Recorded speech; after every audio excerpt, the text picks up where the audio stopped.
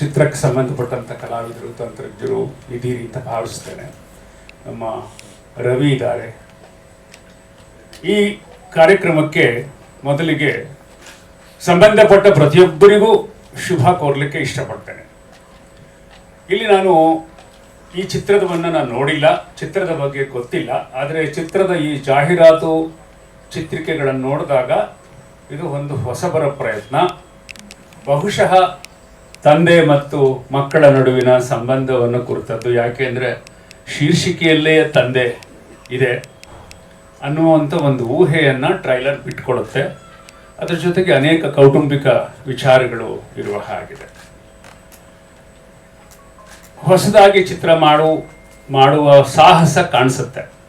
ನಾನು ಸುಮ್ಮನೆ ನಮ್ಮ ಸುರೇಶ್ ಜೊತೆಗೆ ಕೆಲಸ ಮಾಡಿರೋ ಎಲ್ಲರನ್ನೂ ತಂತ್ರಜ್ಞರನ್ನು ಗಮನಿಸ್ತಾ ಇದ್ದೆ. ಅದರಲ್ಲಿ ಛಾಯಾಗ್ರಹಣ ಸೂರ್ಯಕಾಂತ್ ಅವರು, ಸಂಕಲನ ಮುತ್ತುರಾಜ್ ಅವರು, ಸಂಗೀತ ಪುಣ್ಯೇಶ್ ಕುಮಾರ್, ಈ ಎಲ್ಲ ಹೆಸರುಗಳನ್ನು ನೋಡುವಾಗ ಅವರು ನನ್ನ ಮಟ್ಟಿಗೆ ಹೊಸಬರು ಅಂತ ಭಾವಿಸ್ತೇನೆ, ಅಥವಾ ಅವರು ಕೆಲಸ ಮಾಡಿರ್ಬೋದು, ಈಗಾಗಲೇ ಗೊತ್ತಿಲ್ಲ.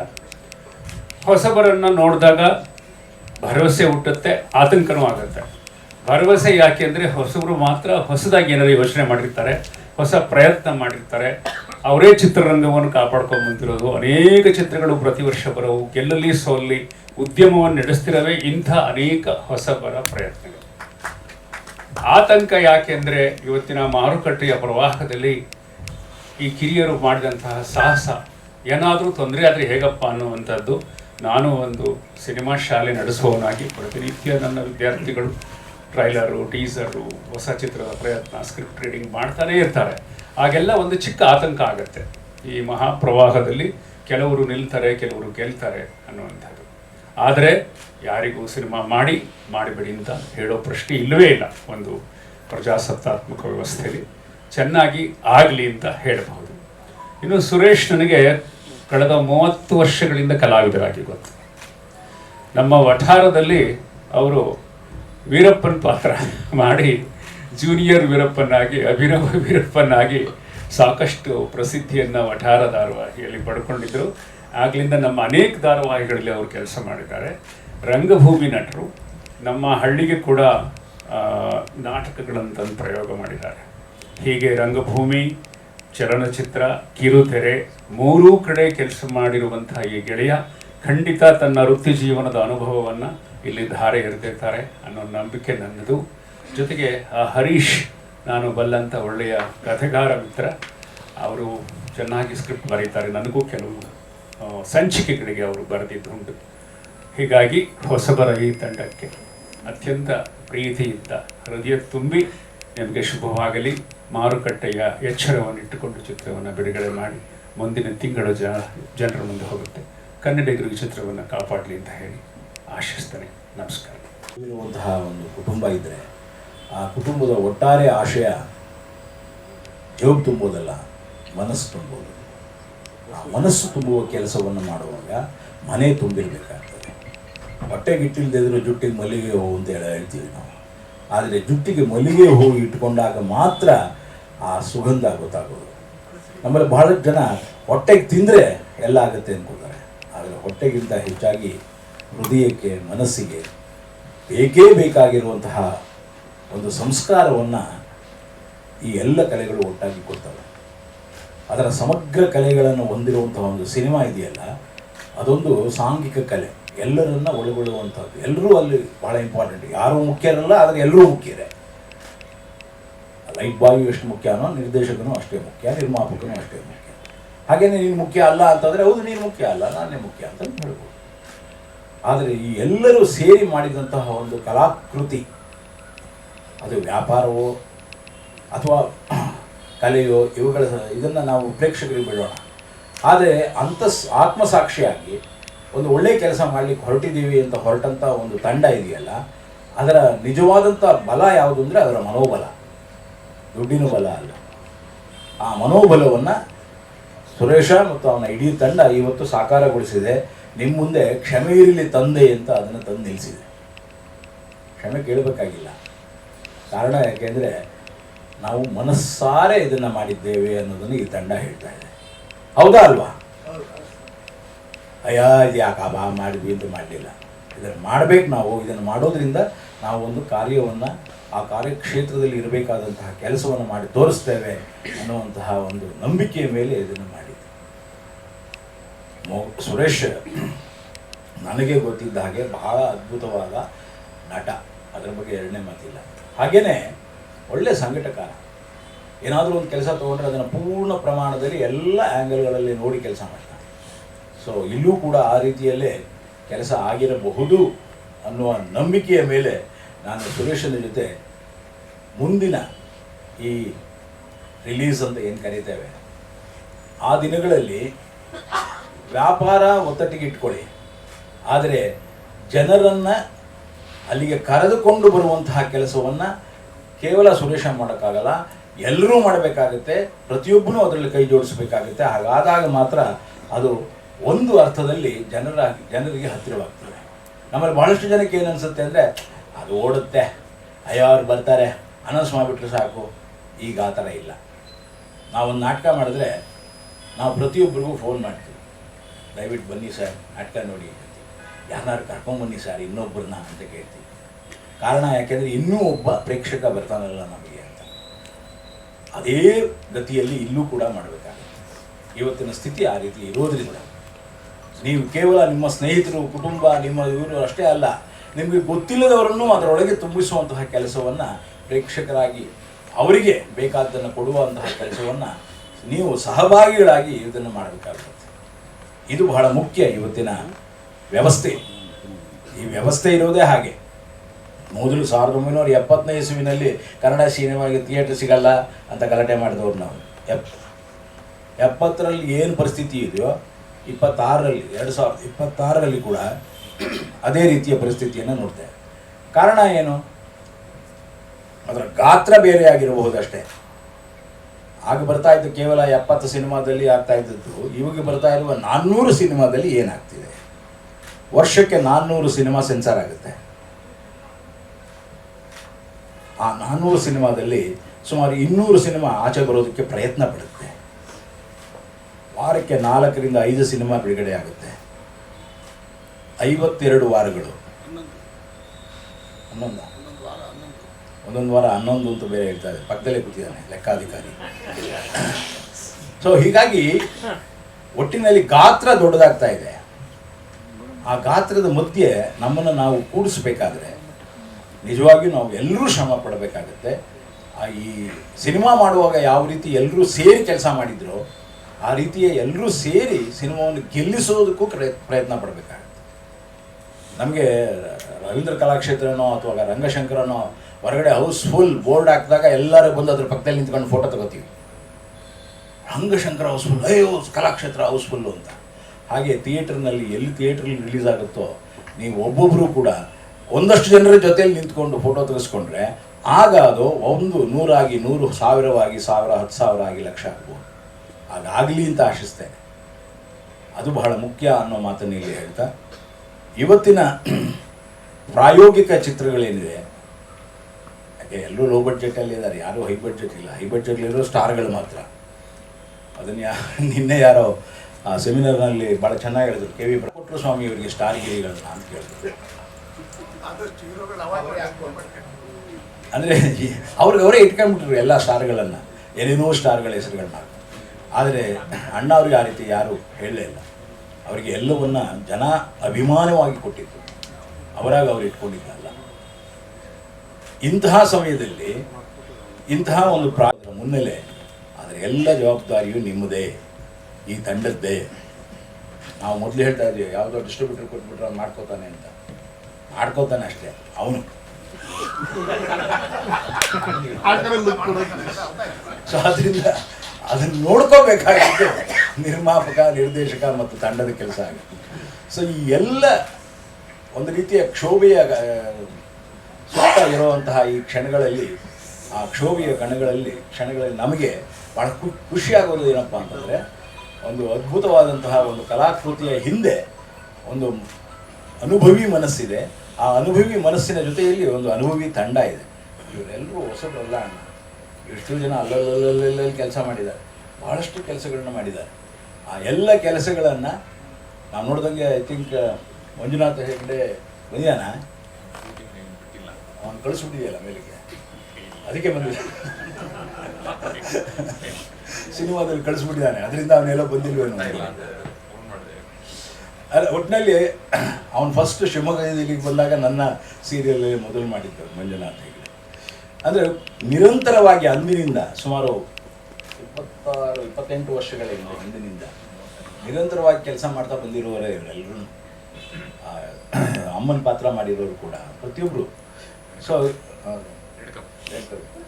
ಅಲ್ವಾ, ಸೊ ಪ್ರತಿಯೊಬ್ಬರೂ ಕೂಡ ನುರಿತರು, ಪರಿಣತರು. ಅವರ ಪರಿಪೂರ್ಣವಾದಂಥ ಪರಿಶ್ರಮ ಏನಿದೆ ಅದು ಇಲ್ಲಿ ಕಾಣ್ತಾ ಇದೆ, ಕಾಣಬೇಕು. ಅದೇ ನಮ್ಮ ಆಶಯ. ಇಷ್ಟೆಲ್ಲ ಚೆನ್ನಾಗಿದ್ದು, ಎಲ್ಲ ಗೊತ್ತಿದ್ದು, ಯಾಕಪ್ಪ ಹಿಂಗೆ ಮಾಡಿದ್ರು ಅಂತ ಅನ್ಕೋಬಾರ್ದು. ಇಷ್ಟೆಲ್ಲ ಗೊತ್ತಿದ್ದು, ಎಲ್ಲ ಚೆನ್ನಾಗಿದ್ದು, ಚೆನ್ನಾಗಿ ಮಾಡಿದ್ದಾರೆ. ನಮ್ಮ ಮನಸ್ಸಿಗೆ ತೃಪ್ತಿಯಾಗಿದೆ, ನಿಮ್ಮ ಮನಸ್ಸುಗಳಿಗೆ ತೃಪ್ತಿಯಾಗಿದೆ. 3 ಜನ ದಿಗ್ಗಜರು ಎಲ್ಲ ನಾವು ಇವರೆಲ್ಲ ಚಿತ್ರರಂಗಕ್ಕಿದ್ದಾಗ ನಾವಿನ್ನ ಅವಾಗ ಅಂಬೇಗಾರ ಇಟ್ಕೊಂಡು ಒಳಗಡೆ ಬರ್ತಾ ಇದ್ವಿ. ವರ್ಷ ಆದ್ಮೇಲೆ ಹೇಳ್ತಾರೆ. ಇಲ್ಲಿ ಇವತ್ತಿನ ಕೇಂದ್ರ ಬಿಂದು ನಮ್ಮ ಮೂಕ್ ಸುರೇಶ್ ಅವರು. ಮೂಕ್ ಸುರೇಶ್ ಅವ್ರ ಬಗ್ಗೆ ಆಲ್ರೆಡಿ ಮೇಷ್ಟ್ರು ನಮ್ಮ ನಾಗಬಣ್ಣ ಸರ್ ಎಲ್ಲ ಹೇಳಿದ್ದಾರೆ. ಬಹುಮುಖ ಪ್ರತಿಭೆ, ವ್ಯಕ್ತಿತ್ವ. ಹಾಗೆಯೇ ಯಾವುದಾರ ಒಂದು ವಿಚಾರಕ್ಕೆ ಪಟ್ಟಿಡಿದು ನಿಂತ್ಕೊಂಡ್ರೆ ಅದು ಸರಿ ಹೋಗೋ ತನಕನೂ ಬಿಡಲ್ಲ ಅನ್ನೋದನ್ನ ನಾನು ಇತ್ತೀಚಿನ ದಿನಗಳಲ್ಲಿ, ಅಂದರೆ ಏನು ನಿಮ್ಮ ಕಿರುತೆರೆಗೆ ಸಂಬಂಧಪಟ್ಟಂಥ ವಿಚಾರದಲ್ಲಿ ತಾವು ಕಾರ್ಯದರ್ಶಿಗಳಾಗಿ ಎಂಟ್ರಿ ಕೊಟ್ರಿ, ಅದಾದ ಮೇಲೆ ನಾನು ನಿಮ್ಮನ್ನು ಸ್ಟಡಿ ಮಾಡಿದ್ದು, ನೀವು ಯಾವುದನ್ನು ಹಿಡಿದ್ರೂ ಕೂಡ ಬಿಡಲ್ಲ, ಅದಕ್ಕೊಂದು ತಾರ್ಕಿಕ ಅಂತ್ಯ ಕಾಣಿಸ್ತೀರಿ ಅಂತ ನಿಮ್ಮ ಅಧ್ಯಕ್ಷರು ಕೂಡ ಇಲ್ಲೇ ಮೇಲ್ಗಡೆ ಇದ್ದಾರೆ, ಪೋಷಕ ಕಲಾವಿದರ ಸಂಘದ ಅಧ್ಯಕ್ಷರು. ಕ್ಷಮೆಯಿರಲಿ ತಂದೆ, ಆ ಟೈಟಲ್ಲು ಓಪನಿಂಗಲ್ಲಿ ಆ ಲಿರಿಕಲ್ ಸಾಂಗ್ ನೋಡ್ತಿದ್ದಂಗೆ ಪ್ರತಿಯೊಬ್ಬ ಮನುಷ್ಯನಿಗೂ ಕೂಡ ಅವರ ತಂದೆಯ ನೆನಪು ಬಾರದೇನೆ ಇರೋಕ್ಕೆ ಸಾಧ್ಯವೇ ಇಲ್ಲ. ಎಸ್ಪೆಷಲಿ ಆ ಸಾಂಗಲ್ಲಿ ಯಾರಿಗೆ ಬಂತೋ ಬಿಡ್ತೋ ಗೊತ್ತಿಲ್ಲ, ನನಗಂತೂ ಬಂತು. ಆದರೆ ಇವಾಗ ಕ್ಷಮೆ ಕೇಳೋಣ ಅಂದ್ರೆ ನಮ್ಮ ಅಪ್ಪ ಇಲ್ಲ. ಭಾಳಷ್ಟು ತಪ್ಪುಗಳನ್ನ ನಾವು ಮಾಡಿದ್ವಿ. ಚಿತ್ರರಂಗಕ್ಕೆ ಬರ್ತೀನಿ ಅಂದಾಗ ನಮ್ಮ ತಂದೆ ನನ್ನನ್ನು ಬೇಡ ಅಂತ ಭಾಳ ಇದು ಮಾಡಿದ್ರು, ಅಂದರೆ ವಿರೋಧ ವ್ಯಕ್ತಪಡಿಸಿದರು. ಕೊನೆಗೆ ನಿಮ್ಮ ಮಠ ಯಾವುದು ಗುರುಗಳು, ಅಷ್ಟಲಜರ ದೊಡ್ಡ ಅಷ್ಟಲಜರದ ಸ್ವಾಮಿಗಳು, ಕೋಡಿ ಮಠದ ಗುರುಗಳು ಹೇಳಾದ ಮೇಲೆ, ಇಲ್ಲ ನಿನ್ನ ಮಗಂದು ಏನೂ ತೊಂದರೆ ಆಗಲ್ಲ, ಅವನು ನಿನಗೆ ಕೆಟ್ಟ ಹೆಸರು ಥರ ಅಂಥದ್ದನ್ನು ಏನೂ ಮಾಡಲ್ಲ, ಅವನು ನಿನ್ನ ಹೆಸರು ಉಳಿಸ್ತಾನೆ ಅಂತ ಅವ್ರು ಹೇಳಾದ ಮೇಲೆ ನಮ್ಮಪ್ಪ ನನಗೆ ಬೈಯೋದು ಬಿಟ್ಟಿದ್ದು. ಹಿಂಗಾಗಿ ನಾನು ಅವ್ರನ್ನ ಕ್ಷಮೆ ಕೇಳಲೇಬೇಕು. ಬಟ್ ಕ್ಷಮೆ ಕೇಳೋಕೆ ಅವರಿಲ್ಲ, ಕೇಳ್ಕೊಳ್ಳೋಣ.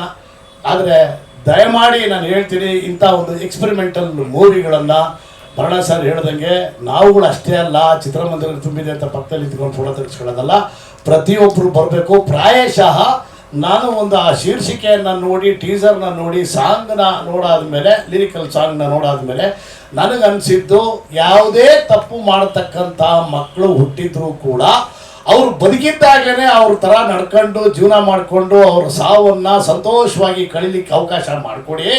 ಅವರು ಸತ್ತ ಮೇಲೆ ಕ್ಷಮೆ ಇರಲಿ ತಂದೆ ಅಂತ ಹೇಳ್ಕೊಂಡು ಕುಂತ್ರೆ ಯಾವುದು ಉಪಯೋಗ ಆಗಲ್ಲ ಅನ್ನೋ ಒಂದು ತಿರುಳನ್ನ ಇಟ್ಕೊಂಡು ತಾವು ಸಿನಿಮಾ ಮಾಡಿದ್ದೀರಿ ಅಂತ ನಾನು ಅಂದ್ಕೊಂಡಿದ್ದೀನಿ. ನಾನು ಫಸ್ಟ್ ಟೈಮ್ ಇವತ್ತೇ ಎಲ್ಲವನ್ನು ನೋಡಿದ್ದು. ಒಳ್ಳೇದಾಗಲಿ. ಇಡೀ ತಂಡ, ಹೊಸಬರ ತಂಡ ಅಂತಲ್ಲ, ನುರಿತರ ತಂಡ. ಹಾಗೇನೇ ಈ ಒಂದು ನಿಮ್ಮ ತಂಡ ಅಂದರೆ ನೀವು ಒಬ್ಬರು ನಿರ್ಮಾಪಕರಾಗಿ ಮೊಟ್ಟ ಮೊದಲನೇ ಚಿತ್ರ ಅಂತ ಕಾಣಿಸುತ್ತಲ್ಲ, ನಿರ್ಮಾಪಕರಾಗಿ ಪ್ರಾಯಶಃ ಇಷ್ಟು ವರ್ಷಗಳ ಕಾಲ ಬೇರೆಯವ್ರ ನಿರ್ಮಾಣದ ಚಿತ್ರದಲ್ಲಿ ತಾವು ನಟನೆ ಮಾಡಿದಾಗ ಚಿತ್ರರಂಗದ ಕಷ್ಟ ಸುಖಗಳು ಏನು ಅನ್ನೋದನ್ನು ಸಂಪೂರ್ಣವಾಗಿ ತಮಗೆ ಅರಿವಾಗಿರಲಿಲ್ಲ ಅಂತ ಕಾಣಿಸ್ತದೆ. ಪ್ರಾಯಶಃ ಈ ಸಿನಿಮಾದಿಂದ ಅರಿವಾಗಿರುತ್ತೆ ಅಲ್ವಾ. ಆಮೇಲೆ ಭರಣ ಸರ್ ಇನ್ನೊಂದನ್ನ ಸೂಕ್ಷ್ಮವಾಗಿ ಹೇಳಿದ್ರು, ನೀವೇನೋ ಮಾಡಿದರೆ ಬೇರೆಯವ್ರು ಬಂದು ಮಾಡ್ಕೊಂತಾರೆ ಅಂತೇಳಿ, ಅದಕ್ಕೆ ಅವಕಾಶ ಮಾಡಿಕೊಡ್ತೇನೆ. ಆ ಥರ ಅಂಥ ವಾತಾವರಣ ಬಂದಾಗ ನುರಿತರು ಮೇಷ್ಟ್ರು ಇದ್ದಾರೆ, ಭರಣ ಸರ್ ಇದ್ದಾರೆ, ನಾನಿದ್ದೀನಿ, ರಮಣ ಇದ್ದಾರೆ, ಇನ್ನೂ ಭಾಳಷ್ಟು ಜನ, ರವಿ, ಇವು ಎಲ್ಲ ಹಂತದಲ್ಲೂ ಎಲ್ಲವನ್ನೂ ನೋಡ್ಕೊಂಡು ಬಂದವ್ರೆ.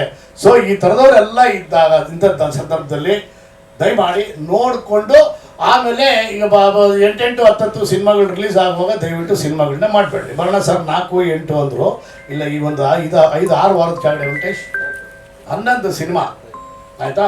11ರಲ್ಲಿ ಒಂದಾನ ಅಟ್ಲೀಸ್ಟ್ ಹೆಸರು ಹೇಳಕ್ಕೆ 4ನೇ ದಿವಸಕ್ಕೆ ಯಾವುದೂ ಇರಲಿಲ್ಲ. ಅಂಥ ವಾತಾವರಣ ಸೃಷ್ಟಿ ಆಗಬಾರ್ದು. ಆಮೇಲೆ ಸಾಧ್ಯವಾದಷ್ಟು ಪರ್ಸೆಂಟೇಜಲ್ಲಿ ಥಿಯೇಟರ್ಗಳನ್ನು ರಿಲೀಸ್ ಮಾಡೋದಕ್ಕೆ ಏನು ಬೇಕೋ ಅದನ್ನು ಮಾಡಿಕೊಂಡು ಸಿನಿಮಾ ಆಗಬಹುದು ಅನ್ನೋ ಒಂದು ನಿರೀಕ್ಷೆಯಲ್ಲಿ ನಾವುಗಳಿದ್ದೀವಿ. ಚಿತ್ರಕ್ಕೆ ಯಶಸ್ವಿ ಸಿಗಲಿ ಆ್ಯಂಡ್ ತುಂಬ ಒಳ್ಳೆ ಹೆಸರು ಮಾಡಲಿ ಅಂತ ನಾನು ಕೇಳ್ಕೊತಾ ಶುಭಾಶಯಗಳನ್ನ ಕೋರ್ತೀನಿ. ನಮಸ್ಕಾರ.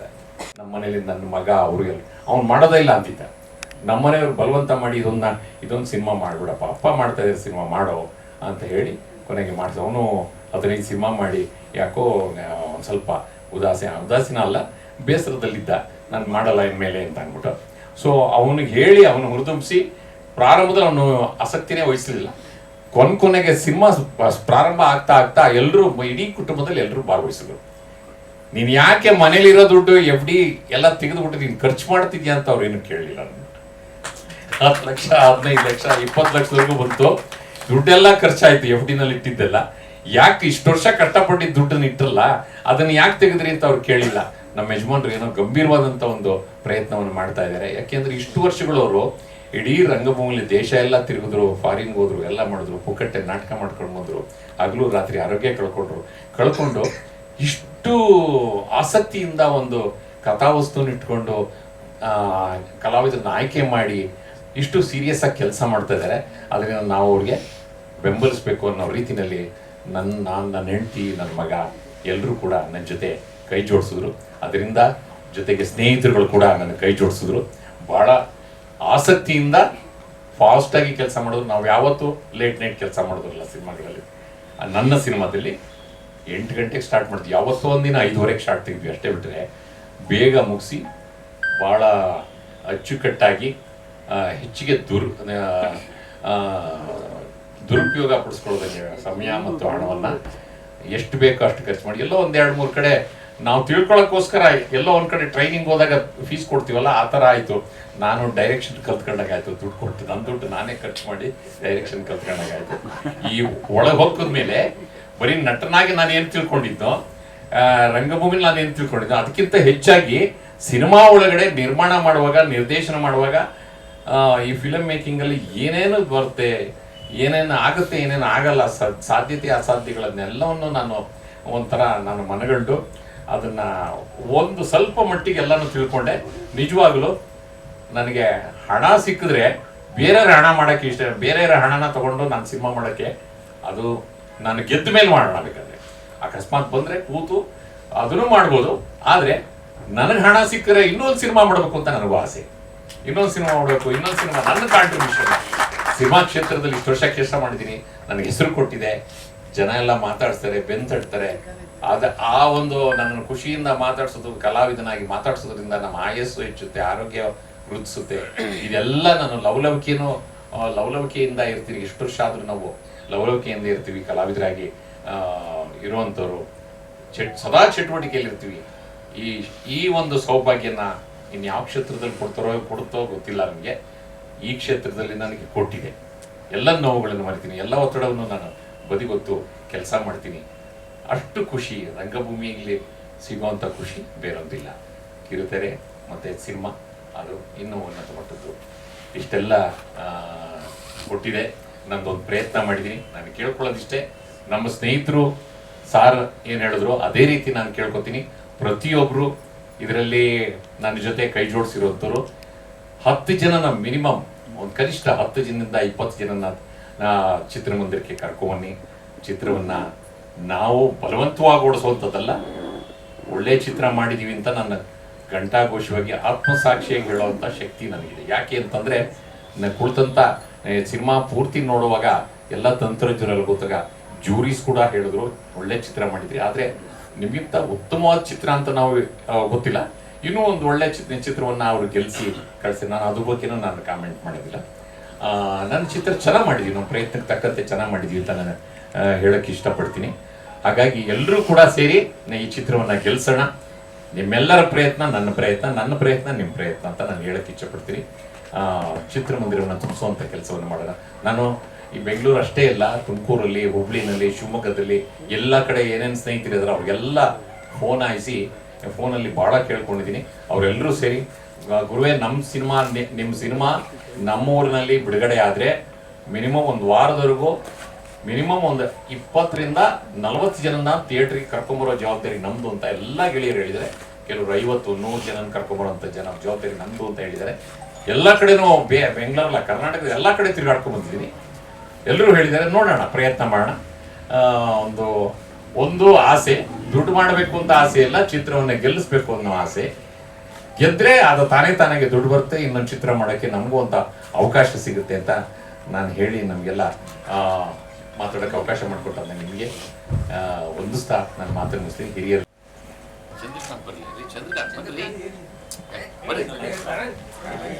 ಸುಮಾರು ಜನ ನೀವು ಈ ಕತೆ ನನಗೆ ತಂದ್ಬಿಟ್ಟು ಓದಿ ಅಂತ ಹೇಳೋದಕ್ಕಿಂತ ನೀವು ಈ ಕತೆ ಏನು ಅಂತ ನಾನು ಹೇಳಿ ನಾನು ಕೇಳಿಸ್ಕೊತೀನಿ ಅಂತ ಅನ್ನೋದು ಯಾರು ಕತೆ ಹೇಳ್ತಿರ್ಲಿಲ್ಲ. ಸುಮಾರು ಜನ ಬಂದ್ಕೊಡೋ, ಸರ್ ಇದು ಓದಿ ಸರ್, ಸಿನಿಮಾ ಮಾಡೋದು ಚೆನ್ನಾಗಿದೆ. ಸುಮಾರು ಜನ ಅಸೋಸಿಯೇಟ್ಸು ಅವರೆಲ್ಲ ಬಂದ್ಕೊಟ್ಟರು.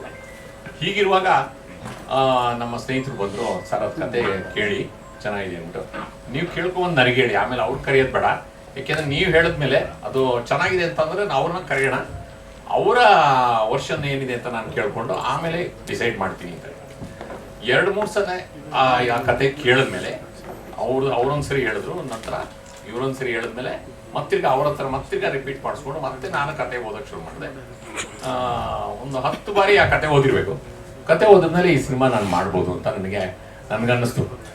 ಯಾವಾಗ ನನಗೆ ಕಲ್ಪನೆ ಬಂತು ಒಂದು ಕತೆ ನನ್ನ ತಲೆಯಲ್ಲಿ, ಆವಾಗ ಈ ಸಿನಿಮಾ ನನಗೆ ಶಕ್ತಿ ಇದೆ ಈ ಸಿನಿಮಾ ಮಾಡೋದಕ್ಕೆ ಅಂತ ಹೇಳಿ, ಆವಾಗ ನಾನು ಯಾವ್ಯಾವ ಪಾತ್ರಕ್ಕೆ ಯಾರನ್ನ ಮೋಲ್ಡ್ ಮಾಡ್ಬೋದು, ಕ್ಯಾಶ್ ಮಾಡ್ಬೋದು ಅಂತ ಅನ್ನೋದು ನಾನು ಯೋಚನೆ ಮಾಡ್ತಾ ಹೋದೆ. ಆಮೇಲೆ ಜೊತೆಗೆ ಲೊಕೇಶನ್ ನೋಡ್ತಾ ಹೋದ್ವಿ, ಜೊತೆಗೆ ಸುಮ್ಮನೆ ರೌಂಡ್ ಹೊಡಿತಾ ಹೋದ್ವಿ. ಎಷ್ಟು ಖರ್ಚಾಗ್ಬೋದು ಅಂತ ಅಂದ್ಬಿಟ್ಟು ಪದೇ ಕ್ಯಾಮ್ರಾಮನ್ ಕೂರಿಸ್ಕೊಂಡು ಮತ್ತು ನಮ್ಮ ಅಸೋಸಿಯೇಟನ್ ಕೂರಿಸ್ಕೊಂಡು ಬೇರೆ ಹಂತದಲ್ಲಿ ನಾವು ಯೋಚನೆ ಮಾಡ್ತಾ ಹೋದ್ವಿ. ಆ ಬಡ್ಜೆಟ್ ಇದನ್ನೇ ಸುಮಾರು ಸರಿ ನಾವು ಮಾಡಿದ್ಮೇಲೆ ಎಷ್ಟು ಅಪ್ರಾಕ್ಸಿಮೇಟಾಗಿ ಎಷ್ಟು ಖರ್ಚಾಗ್ಬೋದು ಅಂತ ಅಂದ್ಬಿಟ್ಟು ನಾವು ನೋಡ್ಬೇಕು. ಭಾಳ ಹಿಡಿದು ಖರ್ಚು ಮಾಡಿದ್ರೆ ಎಷ್ಟು ಖರ್ಚಾಗ್ಬೋದು ಅಂತ ನಾವು ಯೋಚನೆ ಮಾಡಿ ಎಲ್ಲೋ ಒಂದು ಲೆವೆಲ್ಗೆ ಬಂದು ನಿಲ್ತು. ಓಕೆ, ನಾನು ನನ್ನ FD ಹಣವನ್ನು ತೆಗೆದು, ಕೂಡಿಟ್ಟ ಹಣವನ್ನು ತೆಗೆದು ಇದು ಪಿಕ್ಚರ್ ಮಾಡಿದ್ರೆ ನನ್ನ ಮನೆಯವ್ರಿಗೆ ಹೇಳಲಿಲ್ಲ. ಮೊದಲು ಹೇಳ್ದೆಲ್ಲ ನಾನು ನಿರ್ಧಾರ ಮಾಡಿಬಿಟ್ಟೆ. ಆಮೇಲೆ ಅವರು ನನ್ನ ಏನೋ ಮಾಡ್ತಿದ್ದಾರೆ ಅಂತ ಅನ್ನಿಸ್ತವ್ರಿಗೆ. ಆಮೇಲೆ ಕೊನೆಗೆ ಒಂದು ದಿನ ಹೇಳ್ದಾಗ ಮಾಡಿ ನೀವು ಸಂಪಾದನೆ ಮಾಡಿ ದುಡ್ಡು ನೀವು ಒಳ್ಳೆ ರೀತಿಯಲ್ಲಿ ಅದು ವಾಪಸ್ ಬರುತ್ತೆ ಅಂತಂದರೆ ಮಾಡಿ ಅಂತ ಒಂದು ಸರ್ತಿ ಹೇಳಿದ್ರು. ಆಮೇಲೆ ವಾಪಸ್ ಬರೋದು ಗೊತ್ತಿಲ್ಲ ನನಗೆ, ಸಬ್ಸಿಡಿ ಬರ್ಬೋದು, ಇಲ್ಲ ಇನ್ನೊಂದು ರೈಟ್ಸು, TV ರೈಟ್ಸು ಮತ್ತೊಂದು ಬರ್ಬೋದು ಅಂತ. ಆವಾಗ ನನ್ನ ಮಗ ಪಕ್ಕದಲ್ಲಿ ಇದ್ದ, ಅವನು ಗೊತ್ತು ಅವನಿಗೆ, ಅವನೊಂದು ಸ್ವಲ್ಪ ಸ್ಟಡಿ ಮಾಡಿದ್ದ, ಸರ್ವೆ ಮಾಡಿದ್ದ. ಅಪ್ಪ ಅವೆಲ್ಲ ಬರಲ್ಲಪ್ಪ, ಸುಮ್ಮನೆ ದುಡ್ಡು ಕಳ್ಕೊತೀರಿ ನೀವು, ಸುಮ್ಮನೆ ಆ್ಯಕ್ಟ್ ಮಾಡ್ಕೊಂಡಿರಿ, ಹಲೋ ಆ್ಯಕ್ಟ್ ಮಾಡ್ಕೊಂಡಿರಿ ಜಾಸ್ತಿ ಹೊತ್ತಾಯ್ತು ಅಂತ ಅದೇ ಆಫ್ ಆಯ್ತು. ಕಷ್ಟ, ನಿಮಗೂ ಒಂದು ಸ್ವಲ್ಪ ಹೆಲ್ತ್ ಸರಿ ಇಲ್ಲ, ಮಾಡೋಕ್ಕೋಗ್ಬಿಡಿ, ಈ ವಯಸ್ಸಲ್ಲಿ ಪ್ರಯತ್ನ ಮಾಡೋಕ್ಕೋಗ್ಬಿಡಿ ಇದ್ರು. ಆಮೇಲೆ ಸುಮ್ಮನೆ ಎಷ್ಟು ಇಟ್ಕೊಂಡಿದ್ದೀರಾ ಅದು ಇದೆಲ್ಲ ಕೇಳಿದ್ರು. ಸುಮ್ಮನೆ ಕೂಡಿಟ್ಟು ದುಡ್ಡನ್ನ ಆ್ಯಡ್ ಮಾಡಿಬಿಡಿ, ಆಮೇಲೆ ನಿರಾಸೆ ಆಗುತ್ತೆ, ಆಮೇಲೆ ಇನ್ನೇನಾದರೂ ನೀವು ಮಾನಸಿಕವಾಗಿ ಇನ್ನೇನೋ ಸಮಸ್ಯೆ ಆಗ್ಬಿಟ್ರೆ ಕಷ್ಟ, ಬೇಡ ಅಂತಂದ್ರು. ಇಲ್ಲ ನಾನು ಮಾಡಬೇಕು, ನಾನು ಇಷ್ಟು ವರ್ಷ ಕೆಲಸ ಮಾಡಿದ್ದೀನಿ, ನನಗೆ ಹೆಸರು ಕೊಟ್ಟಿದೆ. ಆಮೇಲೆ ನಾನೊಬ್ಬ ಕಲಾವಿದನಾಗಿ ಖರ್ಚು ಮಾಡಿದೆ. ನಾನು ಪ್ರತಿ ನಾಟಕ 3 ಲಕ್ಷ ಖರ್ಚು ಮಾಡ್ತಿದ್ದೆ ಒಂದು ನಾಟಕ ಪ್ರೊಡಕ್ಷನ್ ಮಾಡಬೇಕಲ್ವೇ. ಅದರಲ್ಲಿ ಕೆಲವು ವಾಪಸ್ ಬರ್ತಿತ್ತು, ಅರ್ಧ ವಾಪಸ್ ಬರ್ತಿತ್ತು, ಕಾಲ್ಭಾಗ ವಾಪಸ್ ಬರ್ತಿತ್ತು. ಸುಮಾರು ಕಳ್ಕೊಂಡಿದ್ದೆ ಆಗಿತ್ತು. ಆದರೂ ಕೂಡ ನನಗೊಂದು ತೃಪ್ತಿ ಇದೆ. ನನ್ನ ಕ್ಷೇತ್ರದಲ್ಲಿ ನಾನು ದುಡ್ಡಿದ್ದ ದುಡ್ಡನ್ನು ನಾನು ಅಲ್ಲೇ ಕೆರೆ ದುಡ್ಡನ್ನು ಕೆರೆಗೆ ಚೆಲ್ಲಿದ್ದೀನಿ ಅಂತ. FD ದುಡ್ಡಲ್ಲಿ ಸಂಪೂರ್ಣ ಖಾಲಿ ಆಗಿದೆ, ಇದೆಯಾ ಏನಾದ್ರು ಸ್ವಲ್ಪ? FD ಇದೆಯಾ ಸ್ವಲ್ಪ ಇನ್ನೇನಾದ್ರು, ಅಥವಾ ಸಂಪೂರ್ಣ ಖಾಲಿ ಆಗಿದೆಯಾ? ಹಲೋ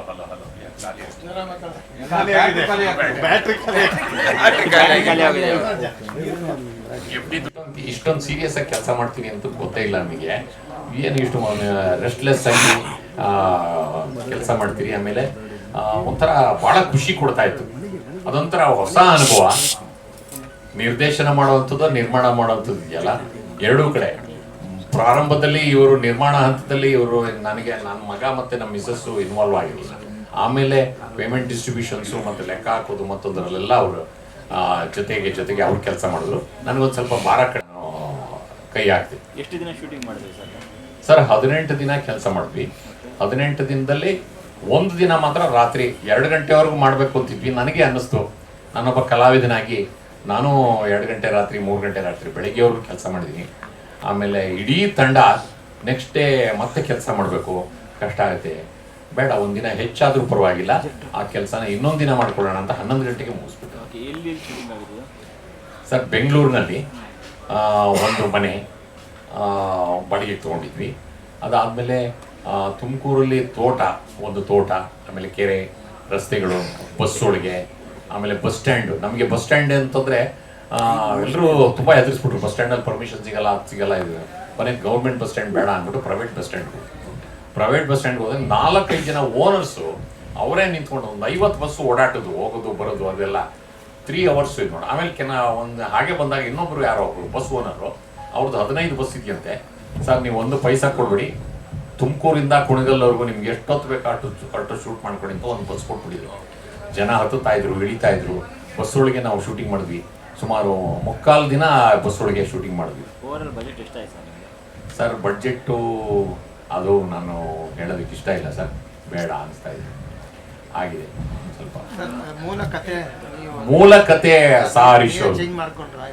ಮೂಲ ಕಥೆನಲ್ಲಿ ಏನಾಗಿದೆ ಅಂದ್ರೆ, ಮೊದಲು ಡೆತ್ ಸರ್ಟಿಫಿಕೇಟ್ ಅಂತ ಅವರು ಶೀರ್ಷಿಕೆ ಕೊಟ್ಟಿದ್ರು. ನಮಗೆ ಮೊದಲನೇ ಪ್ರಾಜೆಕ್ಟು ಆ ಹೆಸರು ಬೇಡ, ಬೇರೆ ಎಲ್ಲ ಒಂದು ಹೆಸರು ಕೊಡೋಣ ಅಂತ ಅಂದ್ಬಿಟ್ಟು, ತಂದೆ ಮತ್ತು ಮಗನ ಸಂಬಂಧ ಇರೋದ್ರಿಂದ ಏನಾದರೂ ಒಂದು ಕ್ಷಮಿಸಿ ಆ ಥರದ್ದು ಏನಾರು ಕೊಡಿ ಅಂತ ಅಂದಾಗ ಇವರು ಕ್ಷಮೆ ಇರಲಿ ಅಂತ ಸೂಚನೆ ಕೊಟ್ಟರು. ತಂದೆ ಸೇರಿಸಿದ್ವಿ, ಕ್ಷಮೆ ಇರಲಿ ತಂದೆ ಅಂತ ಆಯಿತು. ಹಾಗಾಗಿ ಆ ಟೈಟ್ಲ್ ಬಂತು. ಸರ್ ಅಂದರೆ ಮಾಡಿದ್ಮೇಲೆ ಹೇಗೆ ಅನಿಸ್ತು ನಿಮಗೆ? ಅದನ್ನು ಸಿನಿಮಾ ಮಾಡಿದ್ಮೇಲೆ ತುಂಬ ಒಳ್ಳೆ ಅನುಭವ. ಹೋಮ್ ಪ್ರೊಡಕ್ಷನ್ ಆಗಿರೋದ್ರಿಂದ ಸ್ವಲ್ಪ ಲೀನಿಯನ್ಸ್ ಇತ್ತು. ಆಮೇಲೆ ಏನೇನು ತಿದ್ದಬೇಕು ಅದನ್ನು ತುಂಬ ಚೆನ್ನಾಗಿ ತಿದ್ದಿದ್ದಾರೆ ನಮ್ಮ ತಂದೆ. ಯಾವ ವಿಚಾರ ಜನಗಳಿಗೆ ಆಸಕ್ತಿ ಅಂದರೆ ಅದ್ರ ಬಗ್ಗೆ ಗಮನ ಹೆಚ್ಚು ಬರುತ್ತೆ ಅಂತ ನಿಮ್ಮ ಪ್ರಕಾರ? ಸರ್ ನನ್ನ ಪ್ರಕಾರ ಇದೊಂದು ಕಲಾತ್ಮಕ ಸಿನಿಮಾ ಮೊದಲನೇದು. ಆಮೇಲೆ ಎಕ್ಸ್ಪೆರಿಮೆಂಟು ಇನ್ನೂ ಹೆಚ್ಚು ಮಟ್ಟದಲ್ಲಿ ಆಗಬೇಕು. ನಾವೊಂದು ಸಣ್ಣ ಮಟ್ಟದಲ್ಲಿ ಮಾಡಿದ್ದೀವಿ, ಜನ ಥಿಯೇಟ್ರಿಗೆ ಬಂದು ಪ್ರೋತ್ಸಾಹಿಸಬೇಕು ಅಂತ ಅನ್ಕೋತೀವಿ. ಯಾಕಂದರೆ ಕ್ಷಮೆ ಇರಲಿ ಅನ್ನೋ ಪದ ಕೇಳಿದಾಗಲೇ ಅದು ಮನಸ್ಸಲ್ಲಿ ಒಂದು ಸದಾ ಕಾಡುತ್ತದೆ. ಹೌದು, ಆ ಥರ ಕಾಡೋ ಅಂಶಗಳು ಹೆಚ್ಚಾಗಿ ಏನೋ ಕಾಣುತ್ತೆ ಸರ್. ಅದನ್ನು ಸಿನಿಮಾದಲ್ಲೇ ನೋಡಬೇಕು. ಸಿನಿಮಾ ಮಾಡಲ್ಲ ಅಂತ ಇರುತ್ತೆ, ಮಾಡಿದ್ಮೇಲೆ ಕ್ಷಮೆ ಇರಲಿ ತಂದೆ ಅಂತ ಕೇಳಿದ್ರೆ ಸಿನಿಮಾದಲ್ಲೇ ಕೇಳ್ಬಿಟ್ಟಿದ್ದೀನಿ ಸರ್. ಹೇಗೆ ಅನ್ಸುತ್ತೆ ಅಪ್ಪನ ಡೈರೆಕ್ಷನ್ ಹೇಗೆ ಮಾಡಿದ್ದಾರೆ? ಒಳ್ಳೆ ಅನುಭವ, ತುಂಬ ಒಳ್ಳೆ ಅನುಭವ. ಇನ್ನು ಮುಂದೆ ಪ್ರಾಜೆಕ್ಟ್ ಮಾಡಬೇಕು ಅನ್ನೋ ಆಲೋಚನೆ ಇದೆಯಾ? ಇದೆ ಸರ್, ಖಂಡಿತವಾಗಿ. ಯಾಕಂದ್ರೆ ಇವೆಲ್ಲ ಒಂದಷ್ಟು ಪುಷ್ಟಿ ಕೊಡುತ್ತಲ್ವಾ? ಹೌದು ಹೌದು, ಒಂದು ಪುಷ್ ಕೊಡುತ್ತೆ, ಖಂಡಿತವಾಗ್ಲೂ ಮಾಡ್ತೀವಿ. ಕತೆಗಾರ ಹೇಗೆ ಅನ್ಸುತ್ತೆ ಸರ್ ನಿಮ್ಮ ಕತೆಗೂ ಮತ್ತೆ ಮೂಲ ಕತೆಗೂ ಮತ್ತೆ ಏನು ಬಿಡಿ ಸರ್. ಇದು 2019ರಲ್ಲಿ ನಾನು ಬರೆದಂಥ ಕತೆ. ರಾಗಭೈರವಿ ಮತ್ತು ಇತರ ಕಥೆಗಳನ್ನು ಕಥಾ ಸಂಕಲನದಿಂದ ಆಯ್ದಿರುವಂಥ ಕತೆ ಇದ್ದು, ಮೂಲ ಶೀರ್ಷಿಕೆ ಡೆತ್ ಸರ್ಟಿಫಿಕೇಟ್ ಅಂತ ಇದೆ. ನಂದು 2018ರಲ್ಲಿ ಅತ್ಯುತ್ತಮ ಕತೆ ರಾಜ್ಯ ಚಲನಚಿತ್ರ ಪ್ರಶಸ್ತಿ ಬಂದಿದೆ ನನಗೆ, ನಾಯಿಗೆರೆ ಅಂತ ಸಿನಿಮಾ ಹೆಸರು. ಸೊ ಆ ಹಿನ್ನೆಲೆಯಲ್ಲಿ ಬಂದಂಥದ್ದು ಈ ಕತೆ ಮಾಡಿರೋದು. ನಾನು ಆ್ಯಕ್ಚುಲಿ ಸಣ್ಣ ಕತೆಗಾರ ಅಂತಲೇ ಗುರುತಿಸ್ಕೊಂಡಿರುವಂಥದ್ದು. ಮೂಲತಃ 94ರಲ್ಲಿ ನಾನು ಗೀತರಚನಕಾರನಾಗಿ ನಾನು ಎಂಟ್ರಿ ಆಗಿದ್ದು. ಇಲ್ಲಿಂದ ಒಂದು 8,000 ಎಪಿಸೋಡ್ಗಳು ಧಾರಾವಾಹಿಗಳು ಬರೆದಿದ್ದೀನಿ, ಈ ಥರ ಸಿನಿಮಾಗಳು ಈ ಥರದ್ದೆಲ್ಲ ಆಗಿದೆ. ಸೊ ಈ ಕತೆ ನಾನು ಒಂದು ದಿನಪತ್ರಿಕೆಯಲ್ಲಿ ಎಲ್ಲ ನೋಡಿದಂಥ ಒಂದು ಸಣ್ಣ ಘಟನೆಯನ್ನು ಆಧರಿಸಿ, ಹೆಚ್ಚಿಗೆ ಏನಂತಂದರೆ ತಮ್ಮ ತಂದೆ ಮತ್ತು ಮಗನ ನಡುವಿನ ಒಂದು ಬಾಂಧವ್ಯದ ಕುರಿತಾದಂಥ ಕತೆ. ಈ ತಂದೆಯ ಒಂದು ತ್ಯಾಗ ಮನೋಭಾವ, ತಂದೆಯ ದೊಡ್ಡತನ ಮಗನಿಗೆ ಅರಿವಾಗುವಂಥದ್ದು, ಈ ಎಲ್ಲ ವಿಚಾರಗಳನ್ನು ಇಟ್ಕೊಂಡು ಮಗನಿಗೋಸ್ಕರ ತಂದೆ ಮಾಡುವಂಥ ಸ್ಯಾಕ್ರಿಫೈಸು ಇದನ್ನೆಲ್ಲ ಇಟ್ಕೊಂಡು ಈ ಸಬ್ಜೆಕ್ಟ್ ಮಾಡ್ತೀವಿ. ಸಿನಿಮಾ ನೀವು ನೋಡಿದ್ರೆ ಸಿನಿಮಾ ನೋಡಿ ಆಡಿಯನ್ಸ್ ನೋಡಿದಾಗ ಏನು ಬದಲಾವಣೆ ಕಾಣ್ಬೋದು? ಅಂದರೆ ನಾನಿನ್ನೂ ನೋಡಿದಾಗ ಇದು ರೆಕಾರ್ಡಿಂಗ್ ಅದೆಲ್ಲ ಯಾವುದೂ ಇಲ್ಲ. ಸೊ ಹಾಗೆ ಇದರಲ್ಲಿ ಅಥವಾ ಎಡಿಟಿಂಗ್ ಸಂದರ್ಭದಲ್ಲಿ ನೋಡಿದಂಥ ಸಂದರ್ಭದಲ್ಲಿ ತುಂಬ ಚೆನ್ನಾಗಿ ಮಾಡಿದ್ದಾರೆ. ನಾವು ಅಂದ್ಕೊಂಡಿದ್ದು, ನಾವು ಕೆಲವೊಂದು ಎಕ್ಸ್ಪೆಕ್ಟೇಷನ್ ಇರುತ್ತೆ, ಆ ವಿಚಾರವಾಗಿ ನನಗೂ ಆತ್ಮೀಯರಾಗಿರೋದ್ರಿಂದ ನಾನು ತುಂಬ ಇವ್ರ ಜೊತೆ ಚರ್ಚೆ ಮಾಡಿದ್ದೀನಿ. ನನ್ನ ನಿರೀಕ್ಷೆ ಮಟ್ಟಕ್ಕಿಂತ ಚೆನ್ನಾಗಿ ಮಾಡಿದ್ದಾರೆ, ಒಳ್ಳೆ ಜಾಗಗಳಲ್ಲಿ ಮಾಡಿದ್ದಾರೆ. 2-3 ಜನ ಸ್ನೇಹಿತರುಗಳ ಹತ್ರ ಮಾತಾಡಿದೆ, ಜೊತೆಗೆ ಬೇರೆಯವ್ರ ಹತ್ರ ಮಾತಾಡಿದೆ. ನನಗನ್ಸುತ್ತೆ ಬೇರೆಯವರಿಗೆ ಡಿಸ್ಟ್ರಿಬ್ಯೂಷನ್ ಕೊಟ್ಟಾಗ ಅವರು ಕೇಳಿದ್ದ ರೇಟು ಕೆಲವೊಂದು ಏರಿಯಾ ಹಿಂಗೆ ಕೊಂಡ್ಕೊಳ್ಳೋವಂಥವ್ರು ಇರ್ತಾರೆ, ನಾನು ಮಾರೋವಂಥದ್ದು ಇರ್ತದೆ ಒಂದೊಂದು ಸಿನಿಮಾಗಳು, ಆ ಥರ ಇರ್ತದೆ. ಅದಲ್ಲ, ಡಿಸ್ಟ್ರಿಬ್ಯೂಷನ್ಗೆ ಇಷ್ಟು ಖರ್ಚಾಗುತ್ತೆ ಅಂತ ಹೇಳಿದಾಗ ನಾನು ಅಂದ್ಕೊಂಡೆ, ಇದನ್ನು ನಾನೇ ಪ್ರಯತ್ನ ಪಟ್ಟರೆ ಏನಾಗ್ಬೋದು, ಇದನ್ನು ಒಂದು ಸರ್ವೆ ಮಾಡೋಣ ಅಂತ ಸರ್ವೆ ಮಾಡಿದಾಗ ಅದು ಬೇರೆ ಯಾರೂ ಡಿಸ್ಟ್ರಿಬ್ಯೂಷನ್ ಮಾಡೋದು ಬೇಡ, ನಾನೇ ಮಾಡೋಣ ಅಂತ ಅದನ್ನು ಪ್ರಯತ್ನ ಪಟ್ಟಿದ್ದೀನಿ. ಈಗ ಸದ್ಯಕ್ಕೆ ಒಂದು 8 ಥಿಯೇಟ್ರು ಮಾತಾಡಿದ್ದೀನಿ ಸರ್, ಎಲ್ಲ PVR, ಸಿಂಗಲ್ ಸ್ಕ್ರೀನ್ದು ಯಾವುದೂ ಇಲ್ಲ. ಸಿಂಗಲ್ ಸ್ಕ್ರೀನ್ದು ಒಂದು 2-3 ನೋಡಿದೆ. ಮತ್ತು ನಮ್ಮ ಒಂದಿಬ್ಬರು ಗೆಳೆಯರು ಒಬ್ಬರು 28 ಥಿಯೇಟ್ರ್ ಓನರ್ ಅವರು ಹೇಳಿದ್ರು, ರಂಗನಾಥ್ ಅಂತ ಅಂದ್ಬಿಟ್ಟು. ಅವರು ಬೇಡ ಸುರೇಶ್, ನೀವು ಕಷ್ಟಪಟ್ಟು ಕೂಡ ಹಾಕಿರುವಂಥ ದುಡ್ಡು ಮತ್ತಿನ್ನೇನೋ ಪ್ರಯತ್ನ ಮಾಡೋಕ್ಕೆ ಹೋಗ್ಬಿಡಿ, ಪ್ರಾರಂಭದಲ್ಲಿ ನಿಮ್ಗೆ ಏನಾಗುತ್ತೆ ಮಲ್ಟಿಪ್ಲೆಕ್ಸಲ್ಲಿ ನೀವು ರಿಲೀಸ್ ಮಾಡಿ, ನಿಮಗೆ ಜನ ಬರ್ತಾರೆ ನಿಮ್ಮ ಸಿನಿಮಾ ನೋಡಿ, ಅದೇ ಹೊಸ ಮೂಮೆಂಟ್ ಶುರು ಆಗುತ್ತೆ ಅನ್ನೋದಾದರೆ ಅದು ಮತ್ತೆ ನೀವು ಥಿಯೇಟ್ರ್ಗಳನ್ನ ಎಕ್ಸ್ಟೆಂಡ್ ಮಾಡೋದಕ್ಕೆ ನಾನು ಹೆಲ್ಪ್ ಮಾಡ್ತೀನಿ, ಮಾಡೋಣಂತೆ, ಸದ್ಯಕ್ಕೆ ಬೇಡಿ, ಆ ಸಾಹಸವನ್ನು ನೀವು ಮಾಡಬೇಡಿ ಅಂತ ನನಗೆ ಹೇಳಿದ್ರು. ಅದಕ್ಕೆ ಅವ್ರ ಮಾರ್ಗದರ್ಶನ ಅಂತ ಬರೀ ಮಲ್ಟಿಪ್ಲೆಕ್ಸು PVR ಅಲ್ಲಿ ಮಾತಾಡಿದ್ದೀನಿ, ಬಟ್ AMBನಲ್ಲಿ ಮಾತಾಡಿದ್ದೀನಿ, ಅವ್ರು ಒಪ್ಕೊಂಡಿದ್ದಾರೆ. PVR ಅಲ್ಲಿ ನಾಳೆ ನಾಡಿದ್ರಲ್ಲಿ ಯಾವ್ಯಾವ ಥಿಯೇಟ್ರು ಅಂತ ಪಕ್ಕ ನಾವು ಇದು ಮಾಡಿದ್ವಿ. ಜೊತೆಗೆ ನಮ್ಮ ರವಿಶಂಕರ್ ಮತ್ತು ಇಲ್ಲೇ ನಮ್ಮ ಒಕ್ಕೂಟದ ಅಧ್ಯಕ್ಷರು ಸೋಮಶೇಖರ್ ಬಂದಿದ್ದಾರೆ. ಸರ್ ಸೋಮಶೇಖರ್ ಅವರು ಕೂಡ ನಾನು ನಿಮ್ಮ ಜೊತೆ ಕೈ ಜೋಡಿಸ್ತೀನಿ ಹಂಚಿಕೆಯಲ್ಲಿ ಅಂತ ಅಂದಿದ್ದಾರೆ. ಅವರು ಒಂದು 2-3 ಸೆಂಟರ್ಸು, ಇವರು ಒಂದು 3 ಸೆಂಟರ್ಸ್ ತಗೋತಾರೆ. ಅದ್ರ ಜೊತೆ ಬೇರೆಯವರು ಬಂದಿದ್ದಾರೆ. ಅವ್ರ ಜೊತೆ ಮಾತುಕತೆ ನಾಳೆ ನಾಡಿದ್ರಲ್ಲಿ ಆಗುತ್ತೆ. ಅವ್ರು ಮಾಡದೇ ಇದ್ರು ಕೂಡ ನಾನಂತೂ 8 ಥಿಯೇಟ್ರಿಗೆ ಮಾಡೋದಕ್ಕೆ ಸಿದ್ಧ ಇದ್ದೀನಿ. ಸಾಧ್ಯವಾದಷ್ಟು BC ಸೆಂಟರ್ಗಳಲ್ಲಿ ಓಪನ್ ಮಾಡಿಸಿ ಸರ್. ಈ ಇಂಥ ಸಬ್ಜೆಕ್ಟ್ಗಳೆಲ್ಲ BC ಸೆಂಟರ್ಗಳಲ್ಲಿ ಓಪನ್ ಆದಷ್ಟು ಹೆಚ್ಚು ಬೇಗ ಅದು ಸೆಳೆಯುತ್ತದೆ. ಮೂಲ ವಿಚಾರಗಳು ಈಗ ನೀವು ಸಿಟಿ ಅಲ್ಲದೆ ಮಲ್ಟಿಪ್ಲೆಕ್ಸ್ ಅಲ್ಲದೆ ರೂರಲ್ ಭಾಗಗಳಲ್ಲೂ ಕೂಡ ಈ ಸಿನಿಮಾಗಳಿಗೆ ಹಳ್ಳಿಗಳಲ್ಲಿ ತಂದೆ ಮಗನ ಬಾಂಧವ್ಯ ಇರೋದ್ರಿಂದ ಹಳ್ಳಿಗಳಲ್ಲಿ ಹೆಚ್ಚು ತಾಲೂಕು ವೈಸಲ್ಲಿ ಡಿಸ್ಟಿಕ್ ವೈಸಲ್ಲಿ ನಿಮ್ಗೆ ಸಾಧ್ಯವಾದ್ರೆ ಆ ಥರದನ್ನು ನೀವು ಬಳಸ್ಕೊಳ್ಳೋಕೆ ಟ್ರೈ ಮಾಡಿ.